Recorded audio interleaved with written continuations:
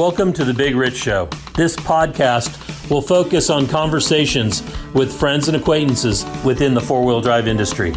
Many of the people that I will be interviewing, you may know the name, you may know some of the history, but let's get in depth with these people and find out what truly makes them a four-wheel drive enthusiast. So now's the time to sit back, grab a cold one, and enjoy our conversation. Whether you're crawling the red rocks of Moab or hauling your toys to the trail, Maxxis has the tires you can trust for performance and durability. 4 wheels or 2, Maxxis tires are the choice of champions because they know that whether for work or play, for fun or competition, Maxxis tires deliver. Choose Maxxis. Tread victoriously.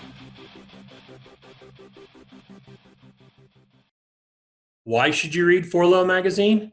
Because 4Low Magazine is about your lifestyle, the four-wheel drive adventure lifestyle that we all enjoy.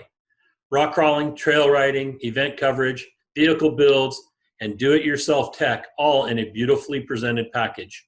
You won't find 4Low on the newsstand rack, so subscribe today and have it delivered to you.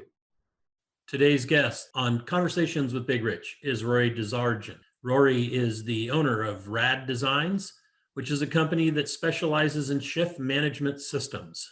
Rory, thank you for coming on board with this interview today and Conversations with Big Rich and discussing your background and history related to off-road and how did you get started? First of all, again, thank you. Great to be here, Rich. I got started, I was raised on a wheat farm in southeastern Washington. So I lived in the country, you know, it was all about the dirt. I started riding motorcycles when I was maybe 9 years old. It was a Honda 90 and I couldn't touch the ground. So I started on the center stand and rock it off and go right around. And hopefully I could not wreck and be able to get up and get going again if I did. That kind of progressed into where I lived. My dad worked for this farmer that owned the property. He didn't have horses. He had motorcycles to round up the cows. So it was kind of a motorized thing that that influenced that way. My first set of wheels was a motorcycle. I bought an Enduro, a dual sport. So that was what I had when I turned 16, to drive around in. And I was always out, like I said, we had quite a bit of acres and a lot of cattle. So I'd always be out on the cow trails riding around and doing the dirt that way.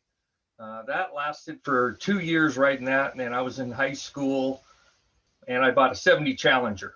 So that was kind of like hot rod type, car. But, on the farm, we had the owner had a 1946 CJ2A that he's the original owner of. It's still in his family. He's passed away now, but it's still in his family. So I just drove that. I mean, we use that for fixing fences and spraying weeds. So I spent a lot of seat time in that old Willys driving around and realizing it didn't have enough power to spin out and get stuck. So it just went up all those hills because it was just amazing the places we could go. And we had a Scout 800 too that was, wasn't nearly as fun, but, that was kind of the 2 utility vehicles along with a 51 Power Wagon. So with the PTO winch, so we're always out, you spend a lot of time outdoors, driving 4-wheel drives around on a ranch. So that was kind of the influence I had there. Went to college, had the car. Soon as I started working full time, I moved to Pasco, Richland, the Tri-Cities there in Washington. And I met some guys that were in a 4-wheel drive club, Jeep club is what everybody called it back then. And I had just bought a brand new 1982 Dodge D50. And they said, you have a 4-wheel drive? I go, oh yeah, what do you have? These guys, Broncos, Jeeps, well, I've got an 82 Dodge D50. And you could see just kind of like the smirk on their faces going, yeah, okay, sure. Well, you can come along and see how you do. Well, I went out a couple times with them and it came with like F70 14s or something like that on there, little tiny tires. A couple trips out and there was sand, a lot of sand dunes. There was little small areas of sand dunes we'd go play in. I found a set of 311050s. Well, they didn't quite fit until I took the die grinder to the fender wells to make everything fit. And this was like 6 months after I'd bought this pickup. And there these guys were all like, man, I can't believe you're doing that to your new truck. I'm like, well, I bought it to go wheel. Let's go wheel. And that made all the difference in the world. Then I could run around with everybody. So That evolved into what they called the Jeep rodeos that they had in the Northwest at the time. And they were into that. So I went to a few of those events and started racing the D50 doing that. And that led to more modifications where there was a shop in Kennewick, Washington called Sunland Off-Road. And I had Jim Chesley was the head fabricator there. Dual shock the front end so that it didn't bounce so bad going through the bumps. And we had a roll bar in it, window nets, racing seats and full harnesses and everything for racing. And just started racing that. And that was kind of I really got into it that way until I broke it one time. And that was still my daily driver. So I would drive it to races, race it, drive it home. I even drove it to Olympia, which was like 4 hours away, race the big PNW, everybody summer convention race, and then drove it home. You know, I always had really good luck until the closest race I ever raced, I broke the transfer case in it. So then I had to get towed home. I realized that wasn't a good idea anymore. And so I decided to build a race Jeep. One of the guys, and I was living back in Pomeroy at that time, one of the guys that I knew from the Tri-Cities, dad was selling a frame, and a tub, and it had the nose on it. It was a fiberglass nose, and it had the full cage in it. But there was nothing else there. So I went and bought that for, a couple $100 or whatever, hauled it home on the trailer with, had a couple friends go help me. We hauled it home on the trailer, started building my first race Jeep. Well, I've been around it enough to know that the stock width CJ5 axles are just too narrow for the obstacle course type racing we were doing. You do one time lap type thing, or you would they had it set up in figure eights where there'd be a long side and a short side. So you'd start at the same time in opposite directions, but you both had to complete the same amount of track, and you come back to the start finish line, first guy there wins. And my truck just handled awesome. I mean, it was just enough wider so that it would handle good. So I decided when I'm building the race Jeep, I'm going to do wider running gear. So I went with Scout 2 width gear. That was a Dana 44 rear with a locker, and it was actually an old Wagoneer front Dana 27 closed knuckle. Yep. So I'm running 31 Desert Dog X treads on it, leaf spring front, and I made a trailing arm with a 4-link rear on coil springs. So this was like about 1985 or 86 I built this. And that thing just handled like a dream. Oh man. And then so it started out with the Wagoneer I had bought for parts. So with the 360 Turbo 400 Dana 20, got tired of the 360 and found somebody to buy it, and got an old 350 Chevy out of one of my grandpa's old junk cars, rebuilt that with, spare parts from, I'm like, making minimum wage almost, working on the farm with my dad, and didn't have a lot of money. So I got used 10.5-to-1 pistons, and I got a used cam from somebody else to put all in this 350 Chevy so I could go race, So we got that all put in, and then I raced it quite a bit. It seems like I hardly ever broke in the D50, but I always found something that broke in that Jeep every time, even though there was nothing Jeep about it really, but I always seemed to break something. And that lasted for just a few years. And then I just had kids and we started getting into motorcycles. So we kind of faded away there. Did the dirt bike thing for quite a few years. And I never really got back into it till my kids were teenagers. I always had a 4-wheel drive pickup or something.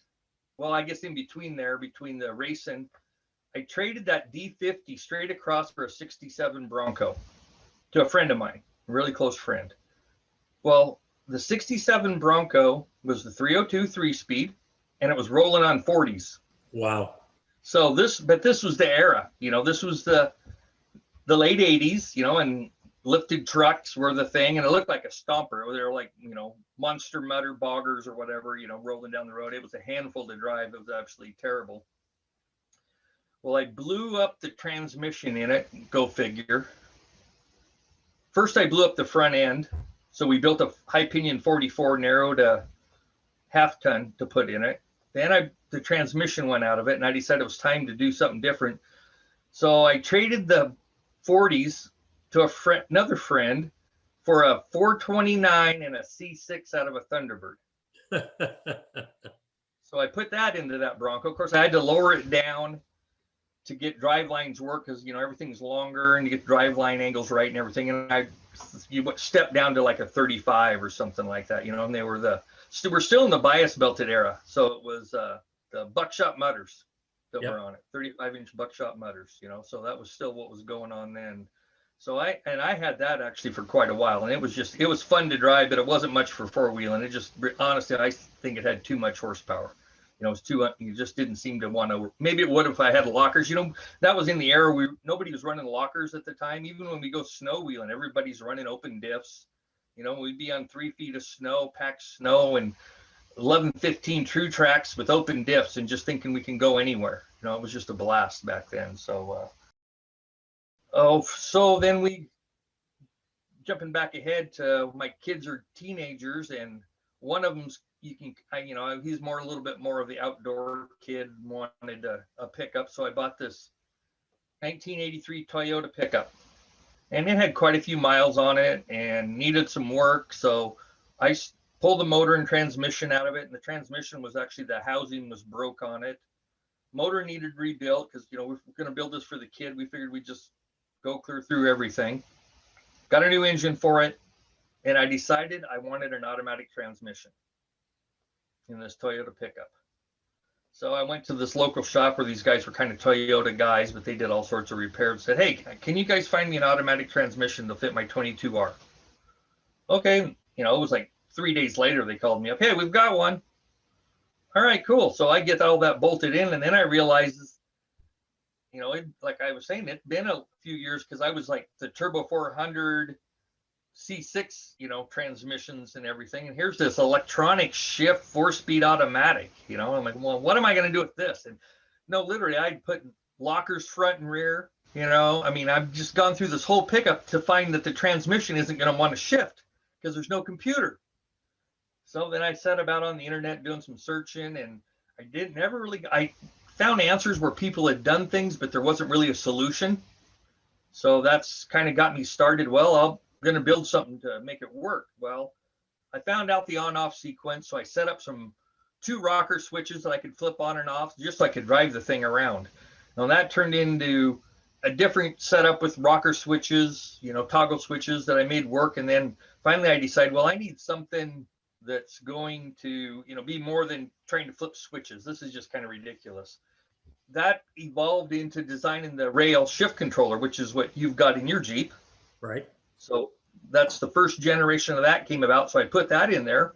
Well, then, you know, I'm showing my build on, you know, all the Toyota forums and everything, you know, I'm Pirate, and nobody with Toyota runs automatics. I mean, that's just stupid because you've got this little 4-cylinder that can't pull itself down the road with big tires and an automatic, you know. So, but I found out that XJs have that same transmission. Okay, it's made by the same company, and they make a version. They made versions for several different companies, but they made a version for the Jeeps, and they have one for Toyotas. So that was all of a sudden, I'm like, wow, I can start selling shifters. And that's when I started, you know, being the shifter guy, you know, before anything else. You know, I mean, I was the Toyota. I still have that Toyota. I still drive it around out and about all the time. You know, I mean, it's still a running, going. It's done upgraded with a different engine. It's been through a couple different shifter setups because I try to run what I sell, you know, Right. just so, you know, one is I know what's good and what's bad and, you know, weak points or whatever. And then it's like, if you don't use your own product, it just doesn't seem like you're a very good spokesman that way. So I tried to do that. So, but yeah, I still have that. And then I built an XJ. I like the way they drive. You know, I like the visibility out of one. I mean, I think they're really a comfortable vehicle. A 4-liter has tons of power with the automatic transmission. So I built one of those up kind of for snow wheeling and ended up selling it to my son-in-law. And that wasn't too big of a deal. I mean, he's a great guy, so I didn't have a problem doing that at all. But the build was probably the most fun. And he still has it. He snow wheels the heck out of it. He's running 35s on it with the stock axles.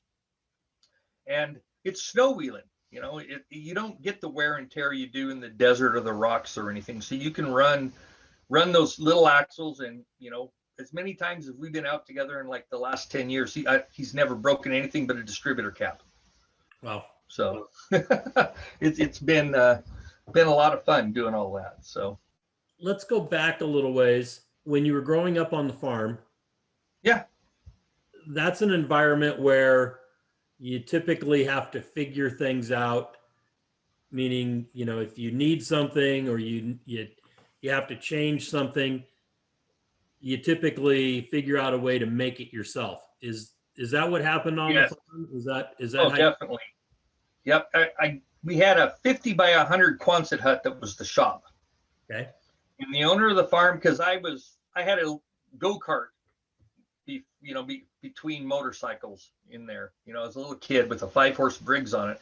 And it was a go-kart made for pavement. Well, out in the country, I mean, we were like, 5 or 6 miles from paved road. So, it's all gravel. And well, you tried to drive it down, I'd drive it up our driveway, which was a half mile long, and try to take it down the county road. Well, that little mound of gravel that's in the center between the 2 tire tracks, the frame had hit that and the gravel would spray in your face. So I had went back to the shop and started cutting and welding stuff. And how that kind of came about, that experience was the owner, again, that great guy that had the CJ2A, he tells me one day, he goes, anything in the shop you can use.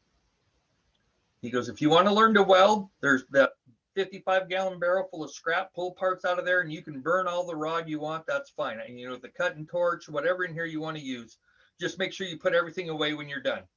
So that was, they had a lathe also, so I kind of cut my teeth, machining some stuff on the lathe, things that didn't quite fit. I kind of, a young teenager just kind of hacking stuff together, but that was kind of the building something all the time. So it was the go-kart I built, and then went on to a few other things after that. But yeah, it was definitely an environment of building, repairing your own equipment, and having to weld and cut and everything else. Okay. You ended up teaching. How did you get into the education, and about when did that happen? Kind of goes back to, I was working on the farm, and I'd just gotten married, had 1 kid, and decided that I wanted a job with like a retirement and stuff like that. And I had some long talks with my dad, because my dad ended up working for the guy for like 30 years. I don't think he regretted it, but he also told me, some of the downfalls of working for somebody. And my dad and I get along great. Worked, we were a team. I was one of the best people I've ever worked with.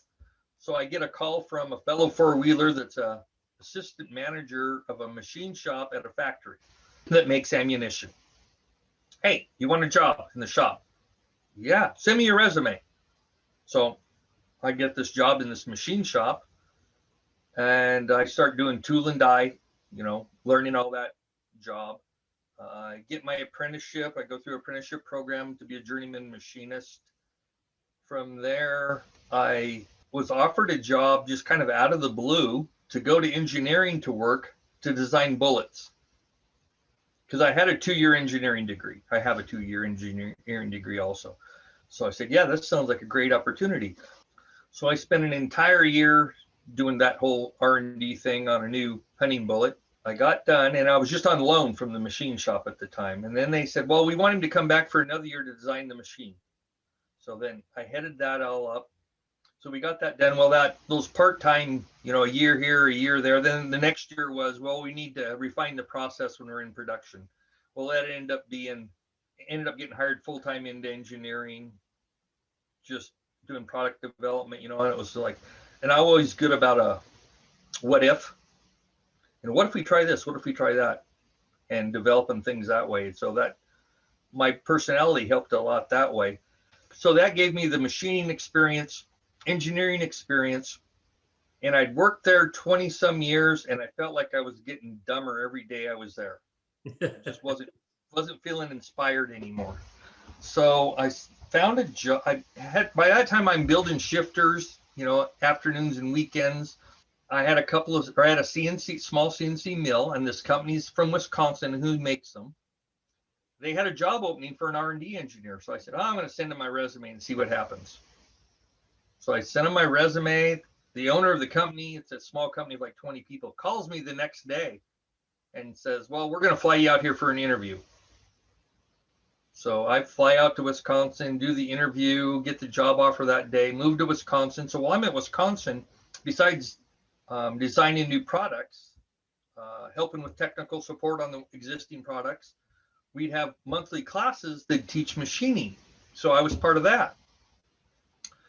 Well, I was there 2.5 years, and there were some family things. We never sold our house that we had in Washington. My daughter lived there, some friends lived there, and then finally it was becoming vacant, and we decided it was time to move back. So we moved back there. I got a job being a machinist back at the bullet factory again, and did that for 1 more year, and the teaching job came up. And it was like Sunday, and I mean, I hated it when I left there the first time, and I hated it more being at that place this time. And I picked up the paper, Sunday paper, because I'm working weekends because I lost all my seniority. I had all my vacation retroactive, but plant seniority had 0. So I'm on weekend night shift, I think, at the time. And I'm looking at the paper, and I'm like, reading the ad for this assistant professor to teach engineering, design, and machining, intro to machining. I go, but that's me. That's me. That's exactly me. So I sent him my resume, and yeah, I got hired at that job there. I mean, it was just bam, thank you. And, and so I started teaching at the Lewis Clark State College in Lewiston, Idaho. I taught the SolidWorks. That was an entire year, the second year of the, drafting design using SolidWorks. I taught that to the second year engineering technology students. And I also taught an intro to machining basically for the first year CNC machinists. So I just taught the manual machining stuff, just kind of the concepts of, what you have to do to make a cut. And, and I had just some goofy little parts that I'd give the kids, drawings of, and have them machine these parts out. So that worked out real well until a year ago, when I decided to just move out on my own here, and not just work for myself basically. So that's where we're at now. Moved to another house, bigger shops, and building more parts than ever. Excellent. So yeah, the Toyota thing led into building parts for the XJ, the rail shifters and all that stuff. What other products do you offer, and how did some of those come about? Well, I'll go back to that. Yeah, so I had the Toyota, so I'm out with some friends, and I'd already had the rail out. I was running the rail, or maybe even the Baja, it's a bigger version of the rail that I built when somebody that was racing Jeep Speed wanted to know if that would work in his Jeep Speed. So I said, it's small, it's going to fill up with dust, it's probably not the best suited for that environment. Could you build me something? I said, yeah, let me see what I can do. So I came up with what was the Baja, which I'm in the third version of that right now. And I think the guy that has the original one is still running it, which is just phenomenal to hear. Last I heard from him, he still out playing in the desert and everything with it. Wow. But so I had that in my Toyota, one of those, and we're out snow wheeling, and I'm with a friend that's got a pretty much stock XJ, and he gets stuck, and he's trying to rock back and forth, and he's like not getting it in the right gear, and putting it in park or neutral. And he looked at me and asked me, why don't you build a floor shifter for one of these? I'm like, well, that's a cool idea. I could see it right there, what was going on with him. So I created the rock floor shifter, and that's been huge with the XJ thing. So that kind of evolved into, more shifting components. Because I had the Toyota, I ended up putting dual cases in it, because that's what you do with a Toyota. And I wanted the triple sticks like I sell now to move the rear levers to the front case, so all 3 levers are together. So there's one spot where the levers are. So I created that product, the triple sticks. That was 2011. After that, there wasn't really too much new until I really came out with the VX shifter, which is out now, which is a floor shifter that fits just about every popular American-made transmission. I have it also set up to be able to run some switches, micro switches in it, so you can run the electric shift 4 speeds like what my Toyota has, your Cherokee. So it's all in one shifter instead of having maybe two, like a shifter with a little shift controller in it, type of setup. So that's kind of where that. And then there's just some other little odds and ends. I got what has it been? Three or 4 years now. I've been going to WeRocks. I think I've been really involved the last 3, and meeting a lot of new people. And we'd be at an event, and I go, "What is that all about?" And well, you have to have your transmission tube plugged so you don't spill oil if you roll over. And it was like a bolt with tape wrapped around it and wrapped around the dipstick. And I go, well, that's just tacky. So I did a design and have plugs machined with O-rings on them to replace the dipstick for that. So little things like that in the WeRock. I've had a lot of feedback from competitors, showing me broken parts, and well, I think I could do something better, and think, adding something new to the product line that way to, try to help everybody in the off-road thing, that way. Right. So it's been a great partnership with all the competitors, and it's like a family. Everybody's kind of like there to help everybody else out. So it's a neat environment. So a lot of your products, or it sounds like some of the products at least, have come about because of racing, whether it was back in the D50 and then what you learned there, and then racing the Jeep. Those things transfer over into the real life trail wheeling. Do you find that to be the case? With a background like growing up on the farm, then when I got the Bronco, I started doing more exploring. And the race Jeep, you'd race it, but I had it on this farm, so I was out going in these canyons and draws, trying to pick lines to get up. If I get from here to here, or I'd use it to herd the cattle up in the fall. So it was always about where can I go, pushing the limit. It's kind of like any kind of the competition. I've always been around the competition, and the rock crawling was something new that intrigued me. I'd always look at that stuff, but didn't really know there was, growing up, we had these rocky bluffs, and you think about, if I could drive through that, thinking, there's no way, until you go to a WeRock event and see, oh my gosh, this is incredible.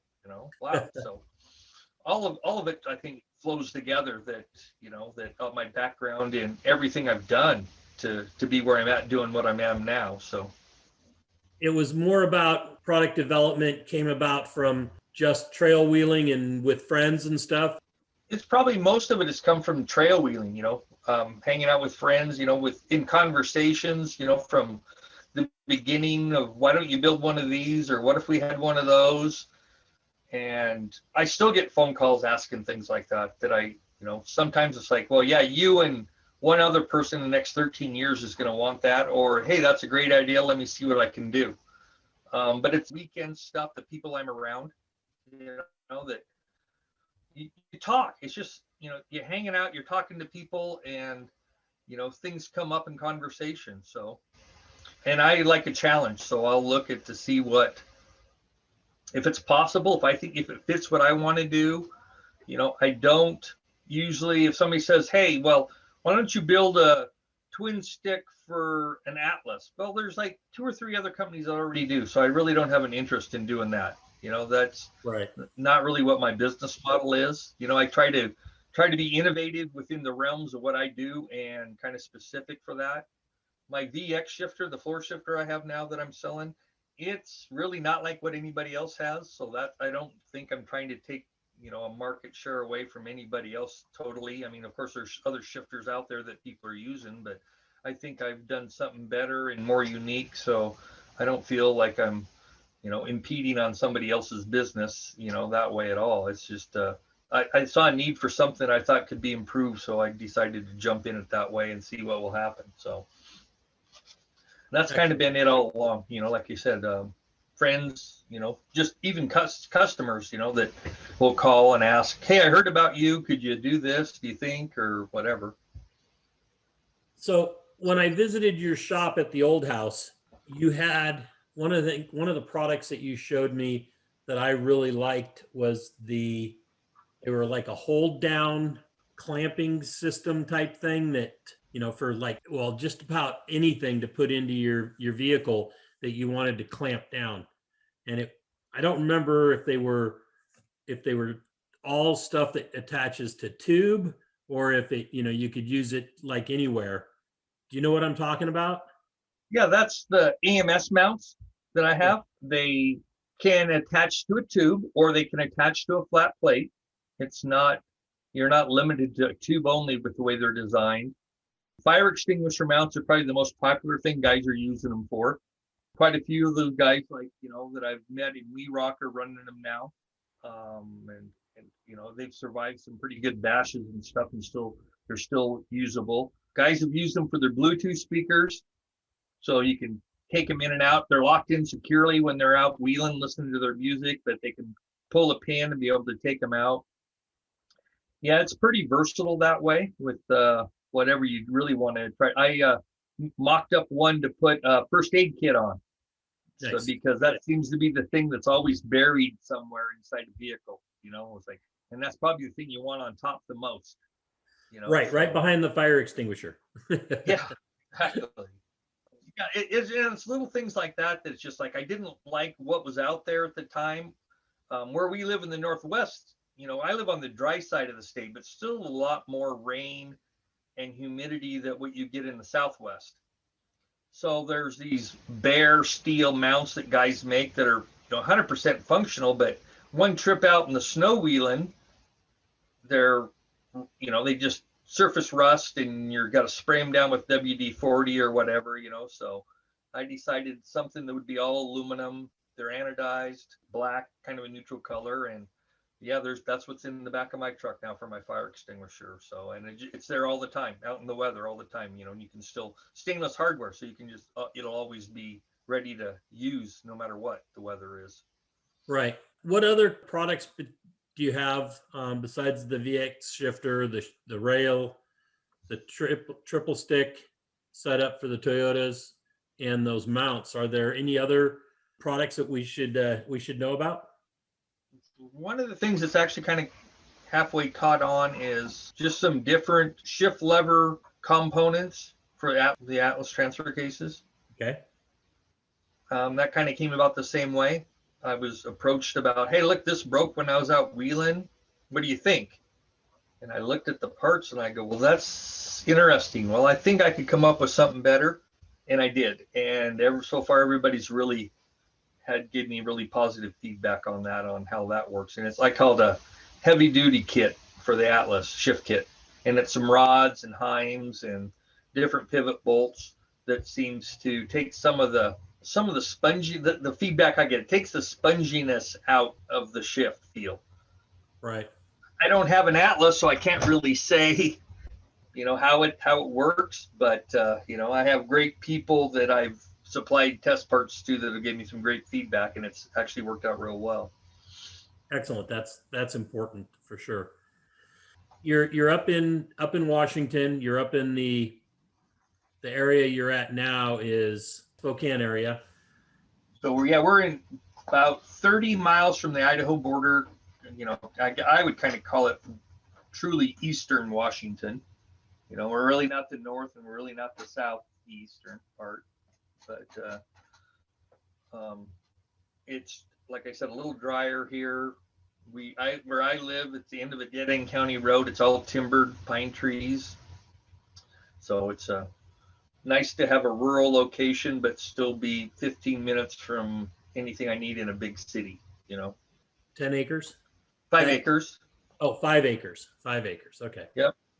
And then so I've got, since I haven't bought another XJ just to kind of like a daily driver around, so I'm not driving my 1-ton pickup anywhere or anything. And then my daughter gave her niece, our other granddaughter, her old XJ, and she drives that around through the trees. I mean, she'll go out for hours just driving around through the trees. And I mean, the trees here aren't 20 feet apart. They're like 6 feet apart or 7 feet apart. So there's places where if you don't pick the line, you're going to smash into something. But man, she'll spend hours weaving her way through those trees and, wheeling and having fun out here. So it's a great location to be at now.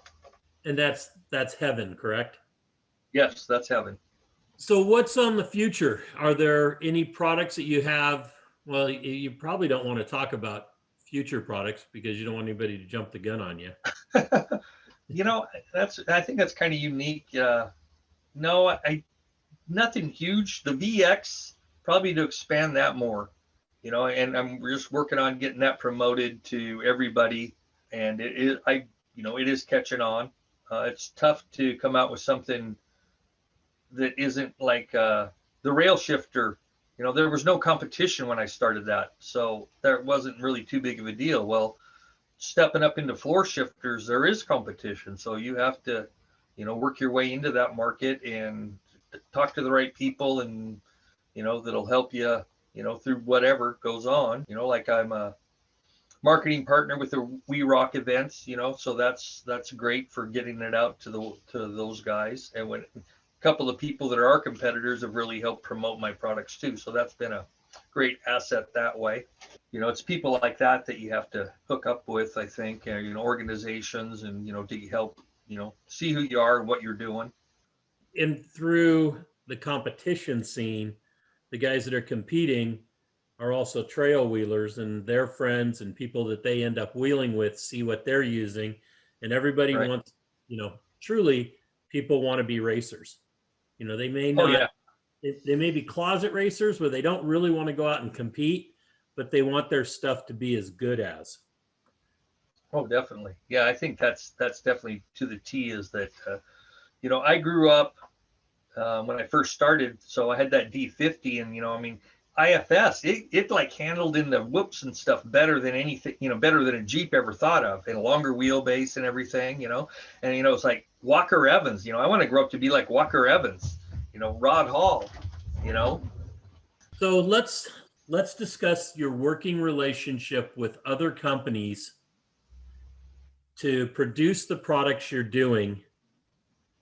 And then where I want to go after that is I'd like to go into stepping away from what is normal, what most people in society see as normal, you know, a job, you know, working for a company, working as an employee, working as a teacher, and then going into business for yourself, that life change. Let's touch on that first, those life change events. I had a guy that I was talking to today over social that has just changed jobs after, well, he was retired after 24, 25 years. He feels that he's kind of lost. You know, he's kind of lost his identity of what he's done for so many years. And he's not sure, you know, where to go, what to do, who he is. And, you know, 20 years ago, I walked away from a normal job and became an off-road event promoter and have loved every minute of it. To me, it was nothing because I never stayed in a job long enough to ever feel like I truly belonged in that profession or with that company.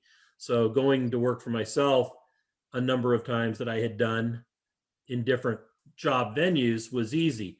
What was that like for you walking away from, I know that you said at the bullet company you were, you know, you were just kind of tired of it, and then you went into machining with a, you know, in totally changing states. Let's talk about that. What was that like? Went to Wisconsin. That it was, I'd never worked anywhere but within 30 miles of where I grew up, you know, pretty much. Or I guess I shouldn't say that because Tri-Cities is further away, but still never really out of the area. So I moved to Wisconsin, totally different culture, and not bad. It's just, you know, you did, I'd never been anywhere enough, hadn't traveled as, you know, to know, you know, anything about that. I wondered what the heck I was doing. I honestly got to tell you, I'm like packed up New Year's Day, driving out to Wisconsin, you know, clear, you know, it's 1,800 miles.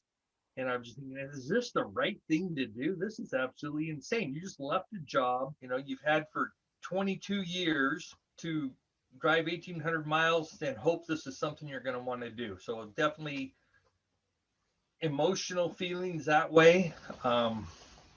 And then moving back, it was the same thing. Are you sure I want to leave this job, man? These people are fantastic. I love this. You know, coming back to, you know, work where I didn't want to be. But it was a good job with pay and benefits. So, but it came back to when I applied for that job at the college. Every bit of that experience mattered, and then going to that job, totally different culture. Again, I went to a 2-year community college for my degree. So being at a 4-year school, and the culture that's there is so totally different the way it's ran. And I was surprised it's ran a lot like a big corporation.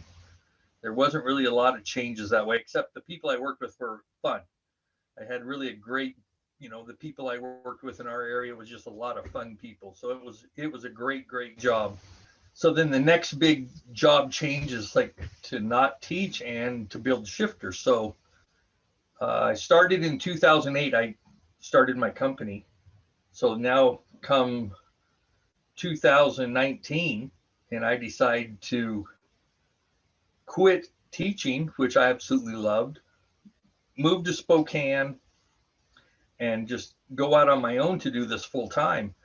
Something I've been doing nights and weekends, and now it's, it's not 8 to 5 for me because I'm usually out here by 7 o'clock, but I get my hours in every day anyway. So it was kind of scary. I got to admit, it was like I was more stressed about watching, sales figures every week instead of worrying about what the month before was, because you start watching every week thinking, oh, this is terrible. This was a stupid idea. Why am I even doing this? I'm going to have to get a real job. This isn't going to work. But no, actually, this year's been the best year we've ever had in sales. So excellent. I just, and that's what my wife, lovely wife, we've been married since 1988. She keeps reminding me, goes, it'll be all right. You just need to relax. We'll be fine. Don't worry about it. And she's right. I just need to chill out and, look at the big picture instead of, one day, oh no, nobody bought anything today. We're going bankrupt, so. And it's not really bankrupt because I don't know people any money for any of my equipment or anything. So it's just a matter of, don't go to McDonald's that day maybe, or something like that, I would suggest not going to McDonald's anyway. So let's talk about some of the companies that you work with to get your products done. Are they local? Are they outside of the area? How did you meet them? That kind of thing. There's most of the things I build internally, except for laser cut parts. There's a local shop that I have laser cut things that don't need bent. And I've also had laser nut cut parts for me also. And honestly, the price is the same, but laser nut can bend them. They can have a CNC press brake to be able to bend parts I need bent. So they've been a great asset that way. Of course, Cody Wagner and Laser Nut are part of the We Rock thing, and that's how I met him. Found out about who his company even was. The company that does my laser in town is who I buy all my material from also. So I've had a relationship with them since I started my company, in 2008. So 12 years I've been buying, the raw materials from them. And then I find out that they have some other manufacturing capabilities with lasers, water jet, CNC lathe and mill.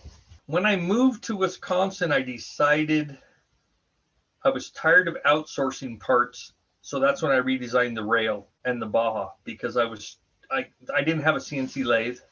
Having somebody else build these round parts for me just didn't make sense. So I tried. So then since that time, I've kind of tried to design things I can build in-house, and I'm pretty much self-sufficient except for the laser cut parts. And the laser cut parts is just because that's cost effective. Right. To have great people like that behind that. Probably the other single biggest supplier, that I work with, it's, I've been with a long time, is JD Custom Fabrication at Almsville, Oregon. Okay. I buy all my shift boots from him and Rhonda, from them, from John and Rhonda. So they've, been a great partner to have for supplying the shift boots I sell with my triple sticks. And people call me and say, hey, I need a new boot. And I say, oh, just go to JB Custom Fab's website. You can order one right there. And that's kind of my payback from them. Just, I include them with everything, but if anybody wants a new one or tore theirs, I send them right to the manufacturer and they can buy them direct from him. So that I try to keep business going that way. And we've always had John and I and Rhonda and I have always had a great working relationship that way. With our products really don't compete, so we get along really well that way. I have one of the few vendors I've actually been to their shop, and hung out a while. A couple of years ago, we would stop by there while we were on vacation over on the Oregon coast. So great people. Of course, I see Cody Wagner at the events and stuff, and he's really great. Always asking about how his company, the products that his company supplies for me. How are they? What's the quality like? So he's very self-conscious about that too. So another great guy to, have on your side to build you parts that they have capabilities, to help me out. Yeah, I agree. Let's discuss the future. Are you going to keep about the same? One of the things that I see is people have a dilemma. They get to a certain size and they say, okay, I'm happy where I'm at, or I need to grow. So that means they need to invest in either machinery or employees or, a newer, bigger shop. Are you happy with where you're at? Do you want to grow? Do you have room for growth, or do you need to, or does growth mean that you need to change how you do things now? No, I've actually grown every year, but two doing this. And it's been, starting out at zero, it's kind of like a bank account. It's the last few years when you see that percentage, it's bigger jumps, We have had huge growth just every year, but two, like I said. And even the 2 years that I didn't, it wasn't off that far. I mean, it's like slight dips, going down. It wasn't like, went from huge sales to zero sales. It was just a little bit less that, makes it noticeable. The goal is to grow more, I'm far from being at capacity right now. So that's right now, I've got a lot of room for growth without having to worry about equipment to buy. Okay. Especially if you look at the costs of the lasers or a CNC press brake. Yes, I'd love to have my own, but I'd have to have them both running all day, every day to make them pay for themselves. And I'm not even near that. It's like I put in an order, like every few months, I put in an order for laser cut parts, get enough that lasts. And, so it's definitely not a necessity that way as far as equipment goes. My wife Bonnie and I have always talked about it'd be really great to get to the point where my son, who's a business manager, and my son-in-law, who's has helped me out in the shop and everything, could come run the company type of thing and carry on, with their being younger. And I have to kind of look at that. Just had my 60th birthday. So you got to think, well, how much longer can a person really do, be doing this, out the shop every day, all day? I've got quite a few years left. I've come from a pretty healthy family that, has good longevity, but still, do I want to be doing this at 70? Do I want to be doing it at 75? At some point there in the near future, I've got to kind of think where we want to go now, with close to 500 customers a year, you really don't want to just shut the doors. So, right. And growing, type of thing. So, well, hopefully they have an interest in perpetuating what you've built. And I think they both do that. My son-in-law, who's the one that has the XJ that I built up, and, and he's helped me out in the shop a lot. He's an off-road guy and he's a shop guy. He's got a really good mind for being efficient at what he does. My son's the same way as far as efficiency goes. He's worked in management jobs and understands efficiencies and being, streamlining and things like that as far as, bottom line money and, time spent building things. So they would be a good team if we ever get to the point where I need help. Living in the country, I have plenty of room to expand. If I need to expand the building, I could. For a small company like I have now, it'd be cheaper to add on another 30 feet of building or 40 feet of building than it would be to move into a bigger building and rent it. Why would I want to rent someone? I could invest in it with a bigger building. Absolutely. So that's not a problem at all. And it's nice to have a place where I can, drive around, it's just on our property. There's, I've been this last summer stacking rocks, trying to make a mini version of Cody Wagner's rock pile that he got going on. But, I've got a pretty good one started. I'm going to have to get some bigger equipment than my skid steer to be able to move any much bigger rocks, because the last couple, I couldn't pick them up, but I could slide them along the ground to get them up to the rock pile. So, but it's, it's neat to have that, because I'm working on building a buggy for a guy right now, so that'll be something that we'll be out there, flexing out and crawling across rocks and everything with, to see how it all works and performs and stuff. So it's going good right now. So we're just gonna ride the wave and see what happens. Kind of like you start a company when you're not a kid and you don't think about what's going to be in 20 years, but now we're getting to that point. Well, when I started Cal Rocks, which morphed into We Rock, I never imagined wanting to retire. I was just going to work until somebody threw dirt on me. Mm-hmm. And now that I'm, 20 years into this, those thoughts are not quite the same. I'd like to spend more time enjoying the people that I'm around, meaning even the competitors and the other business people that we deal with, but in a different capacity. Do I want to work as hard physically to do what we do, or would I rather, taper off on the physical part of it and produce events where it's more like people show up and then we cater to them like in a social atmosphere instead of a competitive atmosphere. So that's right. Those are the things that are going through my mind, and I would imagine that's most people that get to after 20 years or whatever, or at least get to that age where they start looking around and going, wow, do I really want to do this until the last day I'm alive, or do I want to do something different? So I get it. That's right. You get to a certain age and you start thinking about that. Is there anything that you want to ask me? Fred Williams, in the interview that I did with him, turned it around and just said, hey, I'm going to ask you a few questions. It was actually pretty interesting. So I'm going to try to incorporate that now with some of the interviews. Is there anything that, since you've heard most of everything that, or the interviews that I've done so far, is there something in there that you want me to expand on, or anything that any questions you want to ask me? Well, not as much of a question, Rich, but I've enjoyed listening to that, because so many of the people either you've interviewed or talk about, like when we're at events, are people I interacted with that have never met in person until maybe, like Bob Rogi's one of them. I have actually got to meet him at one of the We Rock events, but he was one of the first guys I ever gave a shifter to for his Jeep speed. Right.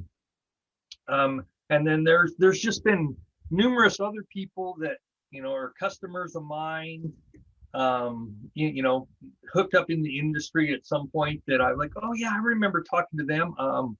John Bondurant, he was 5 hours away when he was up here in Montana and buying stuff from me then. I didn't really know his whole story, but I knew that he'd moved to Montana. They were buying stuff there, and then he moved back to California. So it's just amazing how small this world really is when, these people that they're all interconnected at somehow, even though I've never really met most of these people, that we've all had something going on, in the industry at some point in the last 12 years that I've been doing this. Yeah, I noticed that with our travel, what I see is that our industry, four-wheel drive industry, when we're in it and we're around everybody, it seems huge. But when you step outside of it and look back into it, it really is a niche market or a niche industry within automotive as an industry, which is niche as far as industrialization and everything else goes. So it's interesting that we can interconnect and cross paths with people that you never knew you would, or you get to hear the stories about people, like you said, that you've interacted with through the business, but never personally met. And that happens to me a lot. And it's like one of the other ones, there's several of them that come to mind that I met through supplying shifters through, and then they've gone on. John Balducci's one of them. Right. He's from the New England kind of area up there, and he was racing a little Suzuki powered buggy, and then it was another one of the first guys I sent a shifter to get set up. Well, now he works for Eric Miller. It's just, it all changes around. I don't know. You know Matt Adair? Oh yes. Okay, so and same thing with him. He calls me up and, hey, we're building this Jeep to do this 24 hours of lemons with, and we need a shifter. And so I built him this crazy one-off funky shifter for that race Jeep, and he raced the heck out of that thing. There's just people like that. I've never met Matt. Tim Lund, I know you know him. Never met him, but we've had a lot of phone conversations and emails. And when you guys bought For Low, and I'd already subscribed, and Tim messaged me, you got to get this magazine. This thing is awesome. It was, it was hilarious. Like, Tim, too late. I already did it. I'm already on. Well, we appreciate that. That's for sure. Andrew McLaughlin was another one. He called me up, from Let's Roll, right when he first started that company. We started about the same time. Called me up about shifters, and he's ran one in his red buggy. I think he still has it. I don't know if he gets it out much anymore, but since, just about since I started my company. So, there's, the other one that I'm probably the most proud of right now is Josh Atterbury, the Cracker Fab guys. Oh, yes. They raced the Your Dirt Right series for years, but he's been running my shift products in his vehicles. The last 2 years, he's podiumed at the Hammers. He's won the Ultra 4 4600 class the last 2 years in the West Coast and Nationals, I believe, both. Yep. So that's, that's really, people ask the durability, and I go, well, these guys, look at this vehicle, it's proved itself in reliability, and, I got to give him big kudos for, let me be part of that team, helping them with their shifting. So that's pretty cool. Excellent. Well, Rory, I want to say thank you so very much for coming on board, sharing your life, your business with our listeners. We hope to continue the relationship that we've built over the years with you. We hope for your continued success, not only in business, but in life and your relationship. Thank you again for coming on board. That was great to be here. And yeah, likewise, I've really, being part of your We Rock group, being a marketing part of that has really, brought a lot to new friends, and, business wise too. It's definitely been a great asset to be part of that program. Thanks again. Okay. We appreciate it. And you have a great day. You too, Rich. If you enjoy these podcasts, please give us a rating. Share some feedback with us via Facebook or Instagram, and share our link among your friends who might be like-minded. Well, that brings this episode to an end. Hope you enjoyed it. We'll catch you next week with Conversations with Big Rich. Thank you very much.